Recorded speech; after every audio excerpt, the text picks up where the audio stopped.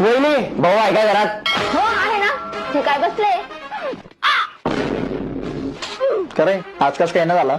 अरे दसरा आहे ना आज, सोनं द्यायला आलाय मी. ओरिजिनल असेल तर दे, काय केळीच्या पाना वाटेल मला आहे तू. अरे ओरिजिनल दिलं बी असतं, पण तेवढी याची लागी तर पाहिजे. खरे का नाही वहिनी? अरे अरे अरे मजाक करत होता. हो वहिनी भाऊ ओरिजिनल सोनं खरेदीला असेल तुमले. कशाचं काय? जे होतं ते बी मोडी टाकलं या माणसानं. खरे तुला आश्चर्य आहे का नाही?